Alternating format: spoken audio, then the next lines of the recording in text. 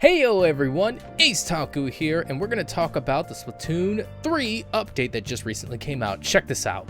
Okay, so the first thing I want to talk about here is the changes to Splatfest. So here it is.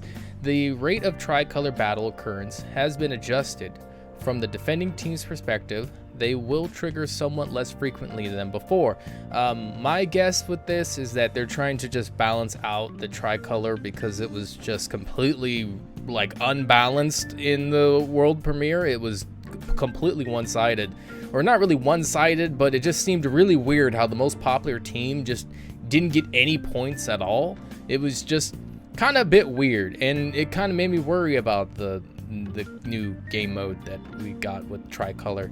And I was like, man, you really don't want to be the popular team because you're going to be set in a bad position for the most part when it comes to Splatfest. But it looks like they're trying to work on that. Maybe the team that is the most popular team is just not going to have too many tricolor matches anymore, just to kind of balance things out, so that way teams are not, you know, going too crazy against one, like a handicap match pretty much. That's what I called it in the stream. So yeah, I guess they're just trying to work on the balancing for the tricolor for Splatfest pretty much here.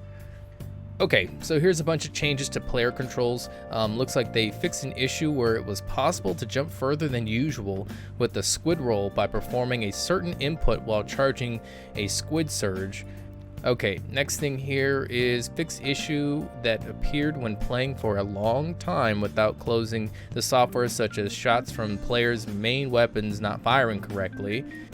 Okay, and then the last thing here, fixed an issue where the player could move through the surface of water or stand on water when moving quickly, for example, when performing a dodge roll with the splat dualies. Oh, okay, that's all interesting fixes there. I have not ran into any of those, and I have not seen anyone perform any of these, so that's pretty interesting. But they fixed them nonetheless, so they're gone now. They're gone. All right, so this is something I definitely want to talk about. Changes to multiplayer. First thing says fixed an issue where connection errors occurred with high frequency at the end of the battles due to connection environment. Okay, so they're trying to work on the crazy amount of connection issues here, as you can see. Not sure if they're going to get all of it, but, you know, at least they're working on it. At least they're aware about it and made some particular fix to, you know, a high frequency of, you know, disconnects.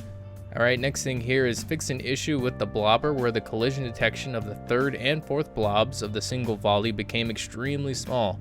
All right, so I'm guessing they fixed the detection for that to be a lot better. So if you were, you know, kind of frustrated with that particular weapon, they fixed an issue with that.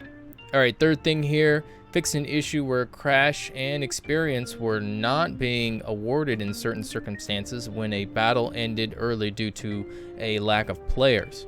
All right, so that is actually a really nice fix. Definitely, because honestly, not having enough players and the game just ending really sucks, and you know, it's nice to at least get a little bit of XP for your troubles. So glad they fixed that issue for sure.